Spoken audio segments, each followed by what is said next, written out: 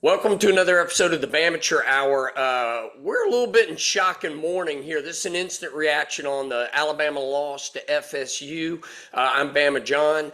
I have GMoney, Gary the Amateur, on here with me. And wow, I am in shock. That is my instant reaction, Gary. What's your instant reaction? Then we can dive into it a little bit deeper. But boy, am I in shock.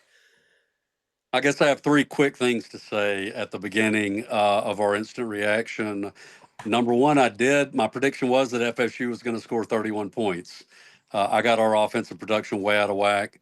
Um, Number two, I mean, we can talk about offensive line, but wow, just wow. And number three, just to hedge my bets, I wore my Alabama basketball hoodie today. I'm kidding. That's all I had to wear. But it's painful. I think in the preview episode that we recorded earlier this week, I said this is a must-win game, and I said if we lose it, there's a real risk that the wheels start falling off. I don't think we're there, but I think we're at the risk of being there. Um, just disappointed. Oh boy, me too. Gus Malzahn. Does he have Alabama's number or what? That guy schemed it up. They used that dual threat quarterback effectively. Castellanos did not do a whole lot. He was 9 of 14 for 152 yards passing, but we couldn't corral him. We couldn't stop him. Let Squirrel Wright get behind the defense for that huge play. I mean, what was going on with the defense? I felt like it was Oklahoma deja vu all over again with how our defense played and couldn't stop the run. Offense was a little bit more effective. Ty Simpson actually threw 2 touchdown passes and threw for 254 yards, but boy, those were some hard 254 yards, and our offensive line stunk it up after the first drive. After the first drive, Gary, I'm like, oh, this is the Alabama I expected to see. And I thought we were going to win 35-17. Then they come down and score. And then after that, boy, was it ugly. I was struggling. So those were just some instant thoughts I had and some things I wrote down. All right, what else from your instant reaction as you watched that game? Okay, so yes, Ty had two touchdown throws. I could have made it either one of them. I mean, the one to Cuevas. I mean, okay, I can make that. I quarterback intramural team 8 years, including undergrad and law school and business school. I could have made either one of those throws. Ryan uncharacteristically had some drops. A little disappointment. He didn't have time. That's the thing. So you know, um, Castellanos, he didn't have any gaudy stats, but he had two explosive throws. He had that one to Squirrel for 50 something yards. He had one to Lucas for like 60 yards. When they needed to make an explosive play, they did. I can't remember an explosive passing play. We did have a nice shot down to Jeremy, and he had a good game. I guess if we're looking for silver linings in terms of offense, Jeremy did look sharp. He looked silky. He got open. But where was Isaiah Horton? We made all these bold predictions, and it just looked like we didn't gel. We didn't have time. Gus Malzahn wasn't the one pass rushing. No, I he mean, wasn't. we do not look like the number 8 team in the country. I can tell you that. I'll tell you what, the transfer portals beat the recruiting team. And they were able to go out and get talent, and they look more talented than us. They look better coached than us. They look more seasoned. It was tough. And by the way, Jeremy did have 8 receptions for 146 yards, so he was really the shining star. On the defense, we lost containment. We had bad penalties. It was just what's going on out there? What are we doing, and why are we not corralling Castellanos and then saying, okay, beat us on short intermediate passes. Don't let guys get over the top. And yet we couldn't corral him. I don't get it. It was flabbergasting. And then offensively, I think they beat us on both lines of scrimmage. That first drive, I was very confident in our offensive line, and after that, I didn't feel like we could do what we wanted to do and impose our will. And I felt like it all started in the trenches on both sides of the line. And scheme wise, we had more penalties. Those things that I was concerned about seemed like it all happened. And also DeBoer on the road loses another big Yeah. road game. Well, Very discouraged from those standpoints. yeah, well, we allowed 4 rushing touchdowns, 230 yards of rushing, and look, we haven't seen, and I'm not. This is people that do clickbait. I think that's silly or whatever. I don't think Kalen DeBoer's seat is hot or anything silly like that. But I will say this: other than the Georgia game last year, I don't think we've seen Alabama football.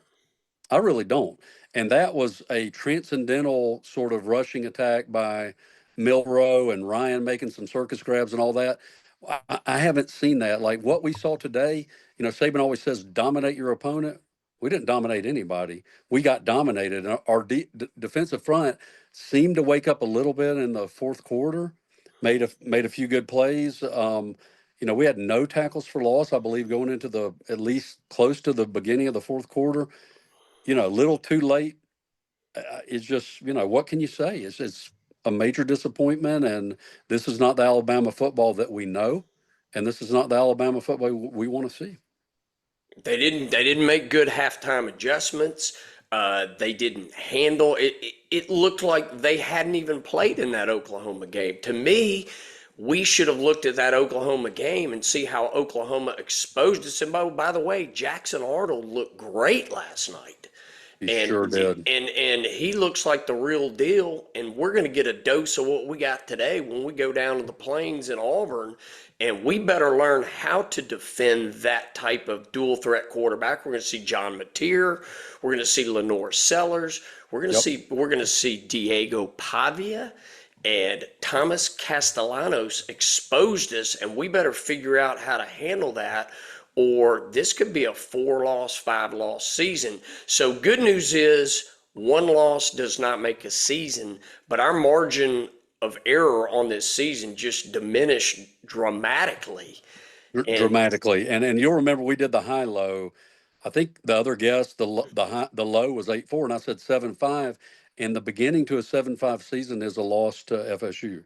And we've got, you look at our schedule, there are easily three, possibly four more games we can lose that is not going to be a shock to anybody.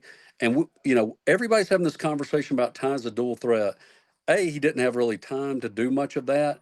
I give him credit. He had a couple of really good scrambles, but then he didn't really put the ball on the money.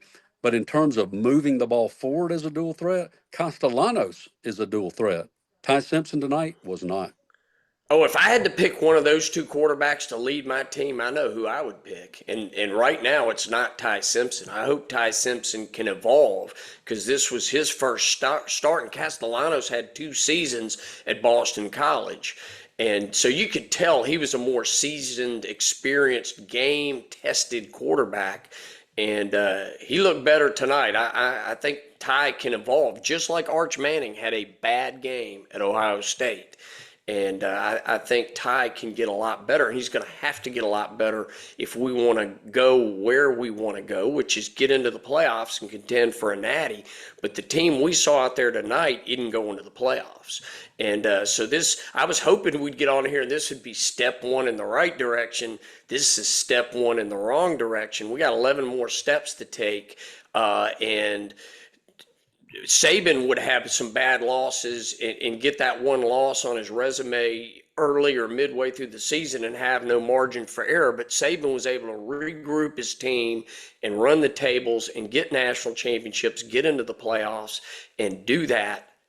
I don't have confidence, given what I saw last year and what I saw now, that DeBoer can get us to 10-2. And I don't think 9-3 is going to get us in the playoffs. Maybe I'm wrong, but I don't think so. So it's troubling, and we'll see how good of coaches these guys are because there's a lot to fix. We can play a whole lot better. That's the upside. We can play a lot better. That first drive gave me real hope of what we can be. And then when we got that turnover on the punt, and Simpson was scrambling, and he could have run for the first down, but he chose Yes. to throw it, and then he didn't put the ball in a good spot where it's catchable.